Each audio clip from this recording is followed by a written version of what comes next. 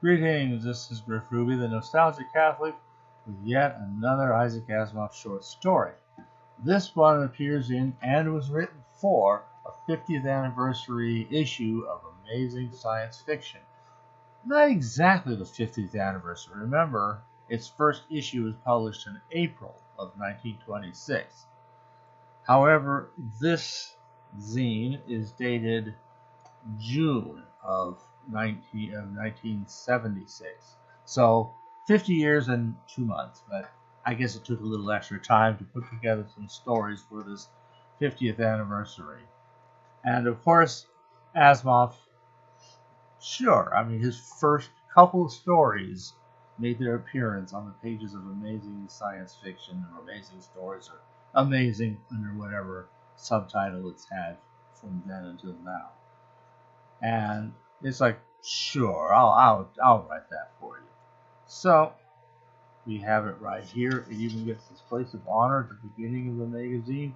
Birth of a Notion by Isaac Asimov, page 6.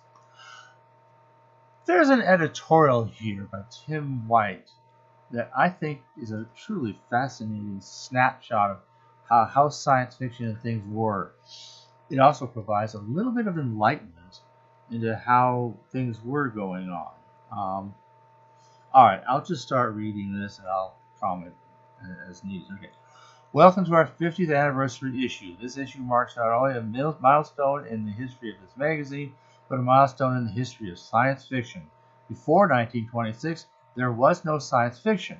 There were occasional scientific romances, the works of authors who, like Verne, were as likely to follow up a novel like 2,000 Leagues Into the Sea, science fiction by today's definition, with a sequel like Mysterious Island, largely an adventure story. But the genre of science fiction did not then exist. When an author wrote a novel in which a hidden land of dinosaurs was discovered, as Arthur Conan Doyle did, I didn't know that, but that's something he was looking for. He not only wrote Sherlock Holmes, and the Round the Fire stories, which I'm particular fans of, but he also wrote apparently something about finding a hidden land where the dinosaurs were still alive. Cool. He did not immediately categorize it in his mind as a genre work. It was a novel, no more and no less. Amazing Stories changed all that. When the magazine's founder, Hugo Gernsback, launched it, he did not have the phrase science fiction with which to dub its content, but he did call the fiction he published Scientification. Scientifiction, okay. A close cousin indeed. As Isaac Asimov notes in his story, herein, Gernsback originally wanted to call his magazine Scientifiction. It was apparently an unpopular choice, and he abandoned it as a title. Gernsback saw Amazing as a place in which to gather together the stories of miraculous inventions and the frontiers of science. He wanted to give his readers the same sense of wonder he himself experienced from the explorations of science and invention. By no coincidence, an earlier non-fiction Gernsback magazine was called Science and Invention. It was the Mechanics Illustrated of its day. By sugarcoating the pill of science with fiction, he hoped to excite an interest in science among his younger readers. His motives were at least in part evangelical. His actual accomplishment was not the one he intended, at least not in a primary sense, although many scientists have noted that SF was an early stimulus towards a career in science. But it was far greater and more sweeping. Gernsback accidentally created a new branch of literature, giving it both name and identity. Proto-SF had existed for years, of course, as noted. Indeed, scholars in the field like to trace the antecedents of science fiction back to the ancient Romans at the very least. But Proto-SF was not science fiction for the simple reason that neither its authors nor its readers recognized it as such. When Gernsback founded Amazing, he created a place in which science fiction could exist and grow and develop traditions. When other magazines subsequently appeared, which also published science fiction, wonder, and astounding, they legitimized science fiction as a genre. The importance of this move is twofold. On the one hand, as modern authors within the field were proud of complaining, science fiction was ghettoized. It became a distinguished sub-branch of literature, and as such became a focus for scorn and ridicule, much of which survives even today. A recent issue of Newsweek once again raked SF condescendingly over the coals. The author of the piece was Peter S. Prescott, a man whose low opinion of science fiction was already on record and was surely known to Newsweek's editors. But that is a subject for another editorial. Modern authors of science fiction thirst for literary acceptance and have called for an end to the SF's ghettoization under the mistaken illusion that this will benefit their own careers. As we shall see shortly, this is happening, and it does not bode well for any of us. I think there's something to be said for that. The contempt in which science fiction is held by those outside the field is due not to the fact that the field genre ghetto exists, but has been from the first caused by the closed minds and shuttered imaginations of those who feel this contempt. There have always been those who scorned visionaries and mocked them, and these people see in science fiction a vision which they cannot accept. In the 20s, they mocked not only science fiction as it existed then, but rocketry pioneers like Goddard with questions like, once your rocket goes above the atmosphere, what will it push against? Their common sense told them that interplanetary travel, a theme long identified with SF, was an impossibility, and those who believed in it were fools. That attitude, as such, is rare now, but how often have we seen it in the news media in reports of manned landings on the moon, probes to Mars and Venus and Jupiter, etc. Phrases like, this isn't some sci-fi fanatic's dream, this is real. I really can't see much point in arguing with such people. Their minds are closed, and like all those who have fettered their imaginations, they are best pitied.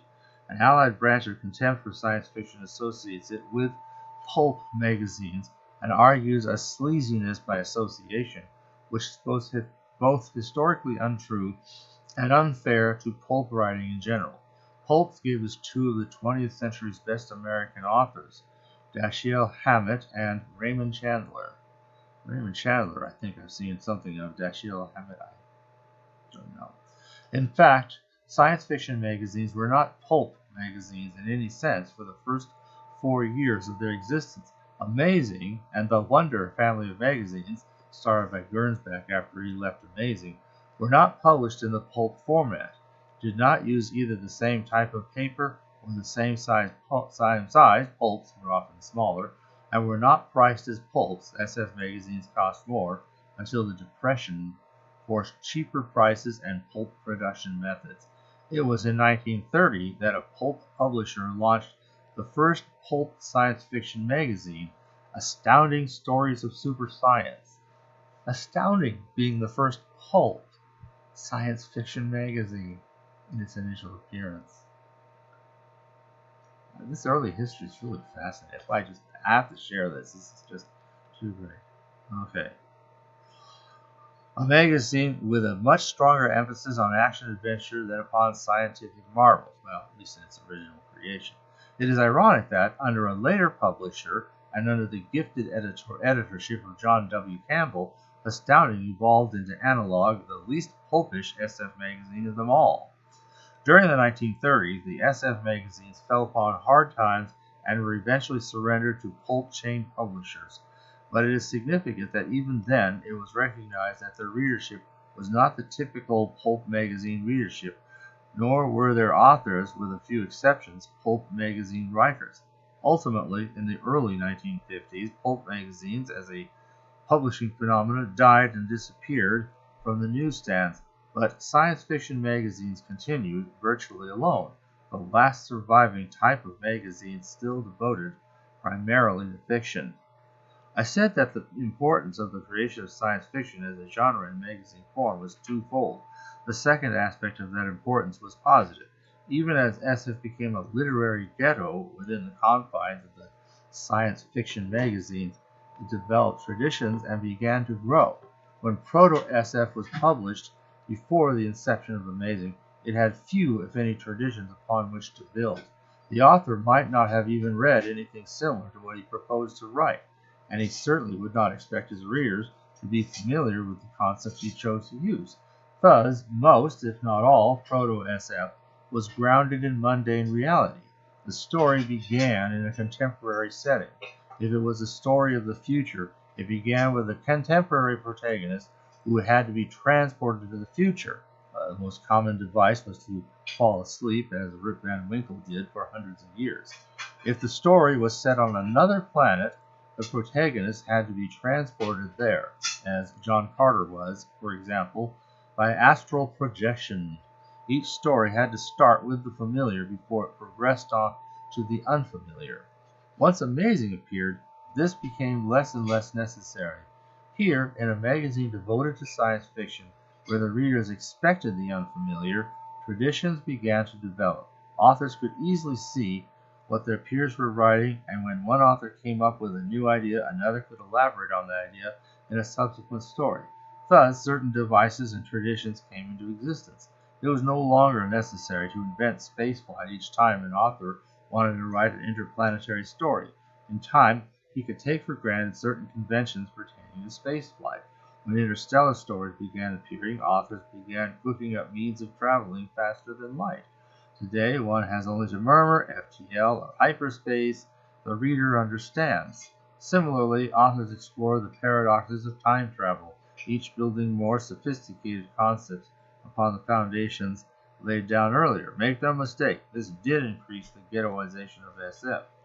To follow the stories, you had to be increasingly familiar with the concepts employed. You had to know the shorthand. But the benefits were enormous. Nearly every important work of science fiction produced between the years of 1930 and 1960 owes its existence to the previous body of science fiction already in print, and the increasing development of sophisticated skills in the field. The increasing emphasis on style and characterization were made possible only because there existed a body of literature upon which to build and better. Without Sturgeon, could there have been a Zolansky? I haven't read Zolanski's. I haven't even heard until I saw this article. If we were to view this process topographically, we might say that proto-SF was a horizontal process, each work existing independently and on the same plane with every other work. With the founding of Amazing and the magazine SF, science fiction became a vertical process, each work built on top of previous works, all science fiction being funneled into one vertical area, the meeting of SF magazines. The death of the pulp magazine signaled a profound change in the publishing industry. In 1949, Street and Smith, the pioneer publisher of pulp magazines, the company got its start with dime novels, by the way, another part of pulp publishing. Okay, the dime novels, which generally are not science fiction stories, as far as I know, until later on. Okay, folded its entire pulp line, saving from extinction only one fiction magazine. Astounding. Within 5 years, most of the other pulp publishers had followed suit. The reasons were not hard to find. The languishing sales, usually blamed on television, siphoning off the pulp audience. The death of the pulps hurt the SF magazines incalculably, though few realized it at the time. There were several factors at work. To begin with, when SF magazines were published by pulp publishers, they fell under the economic umbrella of the entire pulp chain. Advertising, for instance, was sold for the whole chain, the rate based upon the total circulation of all the magazines within the chain, and not by the individual title. Comics still do this today. Printing contracts, etc., were negotiated by the chain. When SF magazines were part of large publishing chains, the per-unit costs were significantly lower. Likewise, SF magazines were distributed as part of the pulp chain as a whole. The pulp chain had considerable clout with distributors on both the national and local levels. Most newsstands devoted considerable space to display of pulps, and readers browsing the newsstands had no difficulty finding them. I've seen some samples of some of the others. They had they had pulp magazines based on sports. Magazine for just baseball stories, another for football stories, and so on. They had magazines for romance stories. Yeah, they had magazines for detective stories. They had magazines for westerns. It might be interesting to showcase some samples of these things. I don't have very many, but I thought it would be kind of interesting just to show some of these different kinds of pulps. I should have brought them, but at any rate, There's all these different kinds of pulp magazines that had once existed, and science fiction was just another flavor of all this. That's how it was in those old days. Okay, let's see here. When the pulp publishers went under, many, but far from all, SF magazines survived. But most of these were either the product of small independent publishers or orphans, like Astounding, in companies no longer geared towards the production of fiction magazine. The SF magazines survived primarily because their audience had never been the regular pulp audience and consequently were not lured away by television. But SF magazines, by the same token, had never had large audiences. 100,000 was the maximum in most cases, and a number of early 1950s SF magazines sold from 15 to 35,000 copies an issue. This was never a viable circulation. It guarantees breaking even at best and leaves little room for growth. Under the umbrella of a pulp chain, such a low circulation was acceptable. Without that umbrella, it was marginal. This fact became obvious not only to the publishers, but also to the distributors, many of whom declared themselves unwilling to handle such low-profit items. The 1950s witnessed the collapse of the SF magazine field from a high point of over 40 titles in 1952. 40 different magazine titles. That's, all the big ones, the little ones, 40 plus. Forrest J. Ackerman, I'm sure, would have literally all of them in his collection. So, he was the biggest buffer that ever existed. Now that's a library worth turning into a museum. Perhaps it is, I don't know. 40 titles in 1952 to less than a dozen in 1960. The 1959 World Science Fiction Convention became a wake for the field. Now this ties in with something you can actually see from this series of short story reviews. Asimov is first struggling to get everyone out that he can. Before long, they're taking anything he ever writes.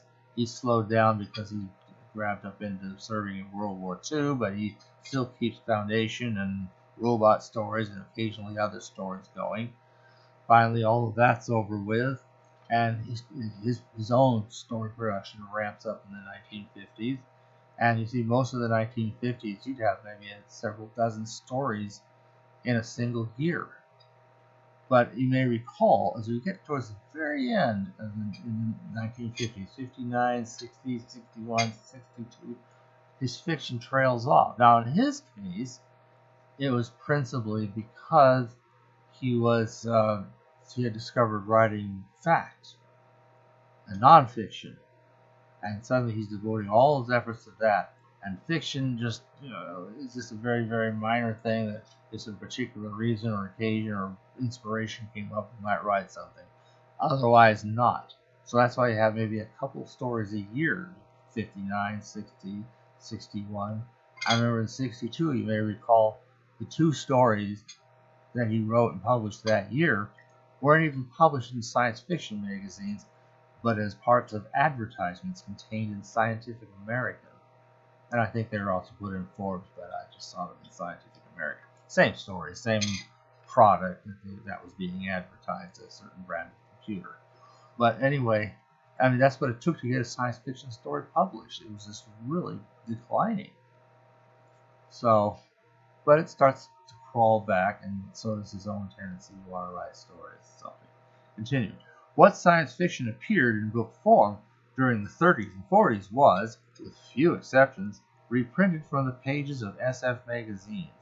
In most cases, these books were published by small houses run by fans or ex-fans, enthusiasts who wanted their favorite stories collected in more permanent form and knew that a small market, a few thousand at best, existed for such books. Gnome Press was already in operation in the 1940s, several years before they did anything for Isaac Asimov. The 4 books they did for him. So they were already gathering up these collections of stuff. And apparently there's some other publishers. Maybe we'll talk about some of them. In the early 1950s, larger publishers joined in. Doubleday began a regular SF program and also launched the Science Fiction Book Club.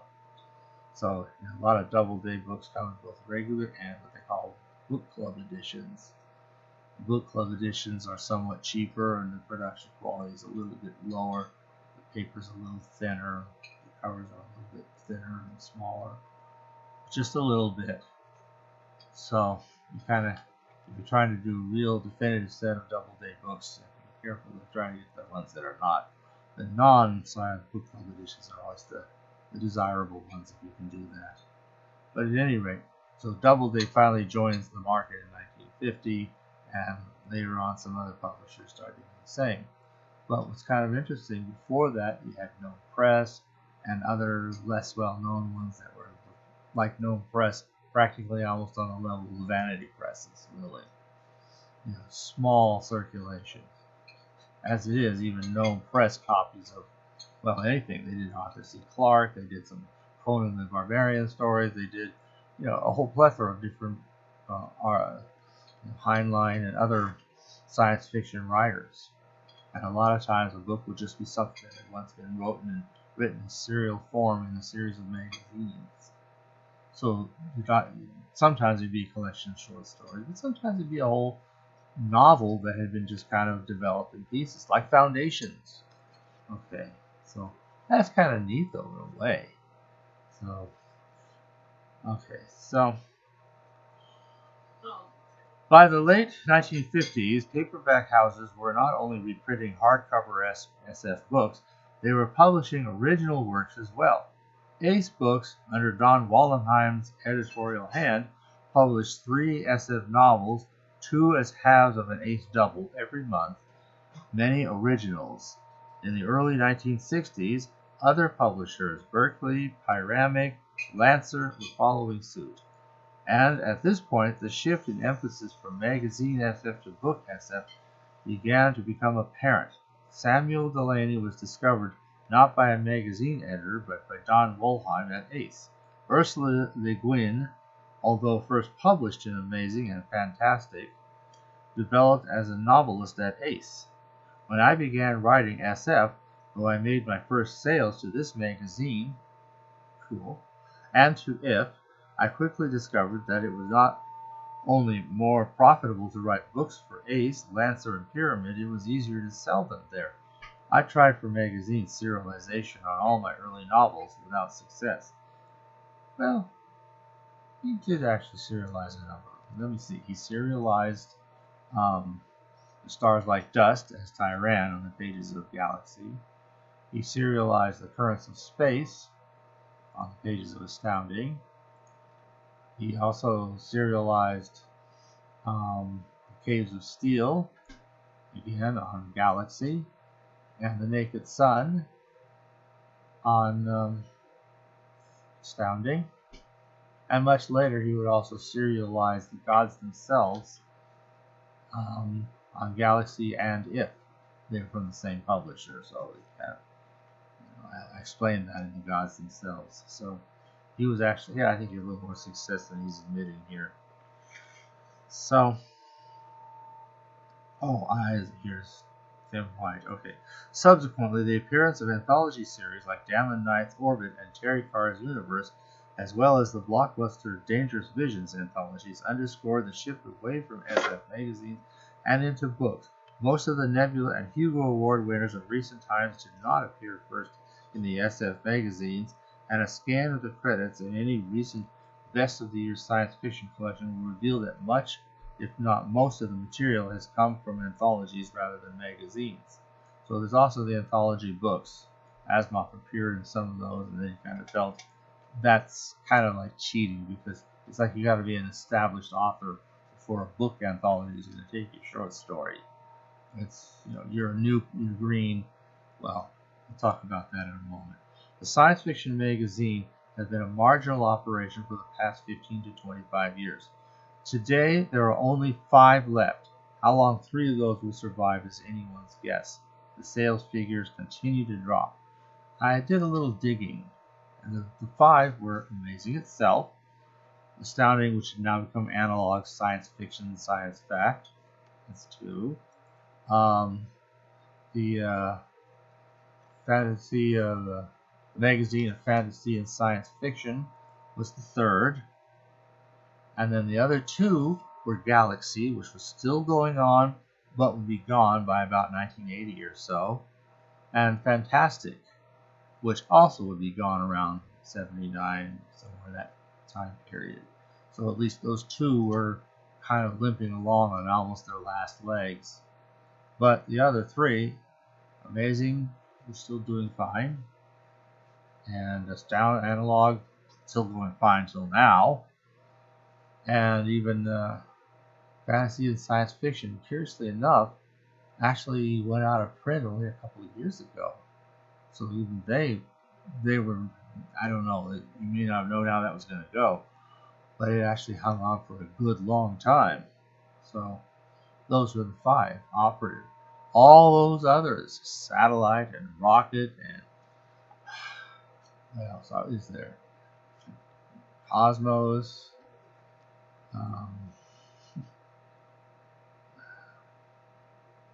Just too many others to name. You'll have seen many of them in some of these earlier stories. Weird Tales, although that's kind of an older genre. Horror would be another one of those genres, and Weird Tales goes back to 1919, I should say. So that goes back further. Alright, 5 are left. Okay. The shift of original material away from the magazines has been brought about primarily by this economic shift, which favors books over magazines. But what this bodes for science fiction is not good, and I agree with this. To put it plainly, we're leaving the ghetto at last. I can hear the authors cheering. Their cheers are not appropriate. The death of the science fiction magazine as an institution is upon us. In practical terms, it has already occurred. The survivors are anachronisms. Speak for yourself, Tim, but I think you're right. Once more, science fiction has become a book phenomenon. To return to our topographical view once more, the vertical column is spreading out horizontally again. Now, what's so great about the magazine Science Fiction is this. How do you get new authors? Well, somebody gets to start. It's very, very difficult to sell a story to a publisher. Very difficult. And you can also go to a vanity, at least you'll get it in print, but even then, it's difficult to get it, A, available or widely distributed, and then B, nobody's heard of it. It doesn't have any big company behind it. It's just out there. And if somebody comes across it, they might take an interest. Odds for that are not good. Very difficult. I have heard of a book like that actually becoming famous enough to be eventually adopted by a major publisher. I think it was the Celestine Prophecy or something like that, or Celestial. I don't know. Some book like that existed as a vanity press book for some number of years and somehow sold well enough that a major press decided to take it over. And okay. So, at any rate, but where do you get? But that's very rare. But a magazine is perfect. Stories are perfect. They're short. A person can just read a story in a short time and know by the end, is this an author I'd like to read more from or not? It takes a lot for fiction to be interesting to me. And I was kind of scared and intimidated about getting into any kind of fiction because it's fiction. It's made up stuff. What do I care? I want to learn facts. I want to read facts. Let's just say I would have been the perfect audience for Asimov's let's forget fiction and write, good science fact, stage of his life because I love that stuff. So, fiction, I barely trusted. So, but how does one get started? Is that the magazines are good? You really can't anymore start an anthology book than you can in a regular full novel book. Again, these sorts of mediums are generally for known, accepted authors. It's extremely rare and difficult for somebody starting out. And especially when you look at Asimov, if you've gone through this whole series, which I doubt anyone has, it would take a lot of patience. I put these all out here with the idea that one person will read this one and someone else will read that one, whatever one of stories that interest them. But it is a whole series, and you can go through this bit by bit and really see this grand sweep of Asimov's stories. He says Heinlein and Bogut and his other, and so many others, Lester Del Rey, Harlan Ellison, one other name that's coming, Arthur Clarke. These guys just wrote fabulous right from minute one. Asimov admits, by his own admission, that he had to kind of come up slowly. And looking at the early stories, I think there's good reason to. I mean, a lot of the early stories are, frankly, very amateurish.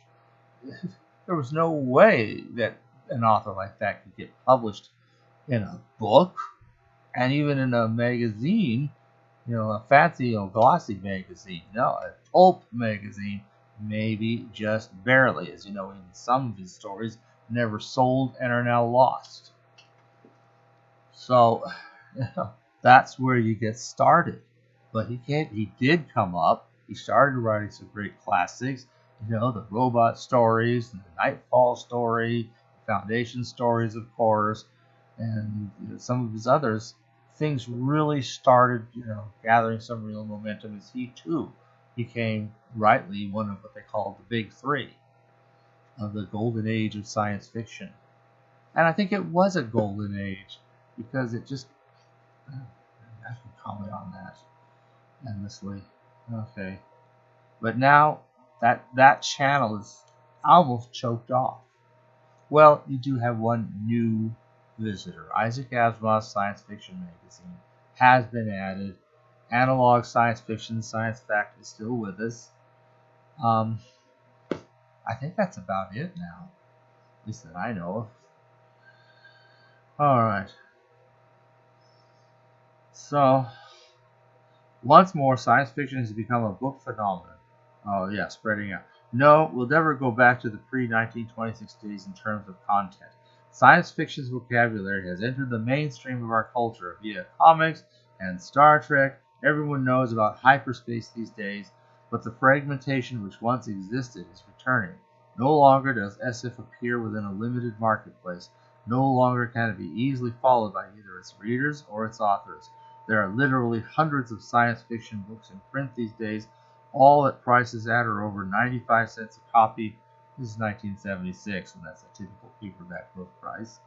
And no one person could hope to keep up with them all. Today, SF in book form covers the entire spectrum, from Perry Rodin to the dispossessed, from the most juvenile to the most adult. But it's a fragmented spectrum, and those who haven't access to SF specialty bookstores are unlikely even to be aware of all the current releases. Once again, authors are writing in a vacuum, unaware of what their peers are writing, except for the most notable among them, and unsure of who their readers are. Books don't publish letter columns. The feedback is minimal. Now that's another part. These magazines have letter columns. Readers write in and say, well, this story was really great, except the part about the such and such was kind of dumb and really injured what was otherwise a really good story. I mean, or whatever somebody would have to say. Asimov himself had been contributing letters that even got printed sometimes on the pages of Astounding Science Fiction as far back as at least about 1935 or so. So it might be another project to remind to dig some of those letters out and just read them. You see? So that's another part of it, the feedback that you get. It's like a community. A magazine is a small group, like a family. It's like being in a small town where everybody knows everybody. And the world of the small publication, science fiction pulp type magazine was just exactly that. It was a small family where people knew each other. Now it's become a bunch of random strangers all over the world, most of whom don't know each other, have no feedback to speak of, and just have to suddenly try to appear out of the blue, which of course, as I just said, is next to impossible. So you get the big names, and then there's everybody else that either doesn't sell or they vanity press or whatever. So it's really something to see how that goes. Continuing, And the New York Review of Books is no more likely now to give SF writer a thoughtful review than it ever was. Newsweek still sneers. The walls of the ghetto are crumbling, but the results are not the desired ones. What's to be done? Unless an angel appears and lavishes great amounts of money upon the SF magazines, an uncertain proposition at best, I don't expect a reversal of the present trend. Science fiction, as we've known it, is going to change. It's going to become broader based, require a less sophisticated readership, and become diluted. The traditions may die. They will certainly not be built upon. The best of the new authors will still become known to the inner circle of readers who communicate among themselves, the fans, but the wider audience will find them on a hit-or-miss basis. Well, it was a great 50 years. Exciting, exhilarating, and something I'm glad I had the chance to participate in.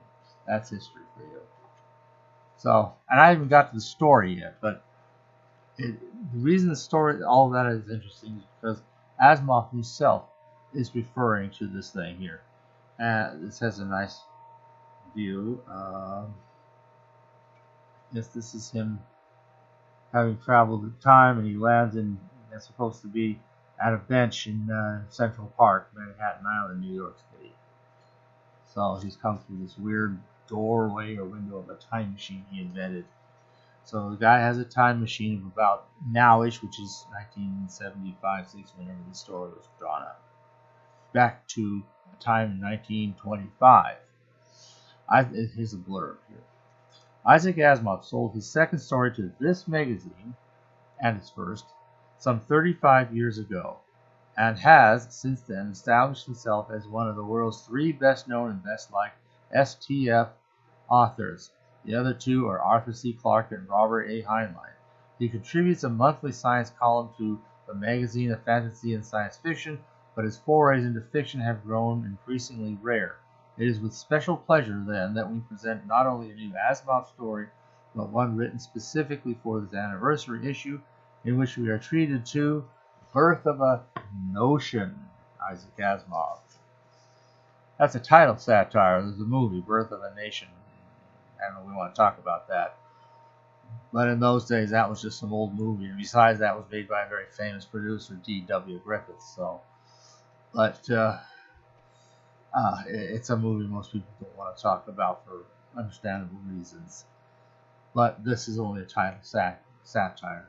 And really, without that background, it's a good title independent of that, because it really has nothing to do with the other movie anyway, just as well. Birth of a Notion has to do, he goes back to 1925. He sits on a park bench next to some man who just come from Luxembourg, who already prints a magazine about science and invention and so forth. Yeah, Hugo Gernsback, in other words. He's sitting next to him, and his brain's kind of didn't quite survive the time shift very well, and he's kind of trying to figure out who he is and where he is and what he's about, and bits and pieces are kind of coming to him, and it's just, one of those, plot armor bits of providence that he happens to land on a park bench sitting right next to Hugo Gernsback, who is, almost on the brink of developing his famous science fiction magazine, Amazing Stories. But he hasn't even thought of a title yet. And basically they talk some of this stuff. It even mentions a story called Ralph 124C41 Plus. So, although, and the one textual difference between this appearance and the appearance of this story, again, in the Bicentennial Man, Ralph appears as Ralph.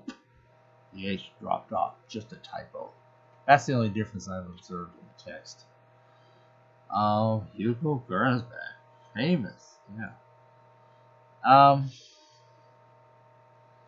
Hugo was planning to call it Scientifiction. He had already done a survey would anybody who would be interested in a magazine called Scientifiction. Not much response. Well, the guy's thinking about it. He's finding all these future bits and pieces. No, let's see here. Plutonium and nuclear fusion, imitating the sun, nylon and plastics, pesticides to kill insects, computers to kill the problems. Computers? You mean robots? pocket computers, little things. Hold them in your hand and work out problems. No, we're not talking our nice little pocket computers like we all know today. We're talking adding machines, calculating machines, for function mostly, although perhaps by this point Hewlett-Packard and Texas Instruments are beginning to come out with the first really advanced, pocket calculators, but they just have more functions besides add, subtract, multiply. But they got square roots, they got logarithms, they got other trigonometric functions, conic sections, all this exotic stuff. And they were the two big companies. Hewlett-Packard had their famous reverse Polish notion. So you go 2, enter 3 plus, and it puts up 5, and added 2 and 3. The Texas Instrument followed the more classic 2 plus 3 equals, and it puts up 5. So they were kind of interesting rivals. The reverse Polish notation was a little odd at the time, but once you use it a bit, it's like it really has a real economy to it. That was actually quite good, and people who used it much really came to life, including myself. So, that's what they're talking about. It fits in your hand. Little radio, well, transistor radios were still a thing. After that, the Walkman, the iPod. Well, now our phones do that job. Hold them in your hand too, yeah, of course. Cameras take photographs, develop them right in the box. Polaroid cameras were a thing. The famous one where you didn't even have to peel something off, the SX70, that it opens up and you push the button and the thing goes, and it sits there and looks green at first, and after a while the picture just kind of appears until you get this beautiful photograph, and you don't have to hide it in the dark or anything. It's just all this kind of stuff is on the brink of appearing. Okay, holographs. Wow, 3-dimensional pictures. Do you write Scientifiction? It's just going on. Skyscrapers, aluminum and glass, highways, color television, man on the moon, probes the tuber. Man on the moon, Jules Verne. Do you read Jules Verne? It's quite clear now. Stepping down onto the moon's surface on television, everyone watching, and pictures of Mars. No canals on Mars. No canals on Mars? They've been seen. No canals. Volcanoes, the biggest. Canyons, the biggest. Transistors, lasers, tachyons. Trap the tachyons. Make them push against time. Move through time. Move through, and the guy starts fading out. And as he's going out, tachyons keep trying to an amazing story. And he's gone. And the phrase "amazing story" becomes how there's the title for the magazine. Anyway, birth of a notion. I gave away a little too much, but that's the way it is. Let's see. One last little blip on this. 206. There's a little introduction here in Bicentennial Man. My first thought was, okay, time flies. I am myself ever youthful, but everything else is getting older. Do you realize that with the April 1976 issue of Amazing Stories, the oldest of the science fiction magazines, celebrated its semi-centennial? Well, actually it ended up being June, but okay. The April 1926 issue of Amazing Stories was Volume 1, Number 1. It was the very first issue of the first magazine ever to be devoted entirely to science fiction, and that was 50 years ago. Hugo Gernsback had been born in Luxembourg in 1884 and had emigrated to the United States in 1904. He went on to write some excruciatingly bad science fiction with some excruciatingly good predictions in it, to edit a magazine in which he included science fiction stories, or Scientifiction as he called it, and to make Thinking of Publishing an all-science fiction magazine for some time. A probing circular he sent out in 1924 brought disappointing results, but then in 1926, without any advance fanfare at all, he placed the new magazine on the stands. Sol Cohen, the current publisher of the magazine, called me in the fall of 1975 to ask me if I could make some contribution in honor of the 50th anniversary of the magazine, and although as usual I was drowning in commitments, there was no way I could let that pass. On November 22, 1975, I sat down to write Birth of a Notion, and so I was represented in the anniversary issue. And it's not Sol Cohen, It was Tim White who was the editor, so I'm not quite sure. Confusion on that. Anyway, that's a fun story. It's about the history of amazing stories, which is kind of central to the history of science fiction magazines in general. So I'm sorry this has gone on so long, but this has been, it's a fascinating history. Thanks for listening. If you've had the patience to make it this far, thank you a dozen times over.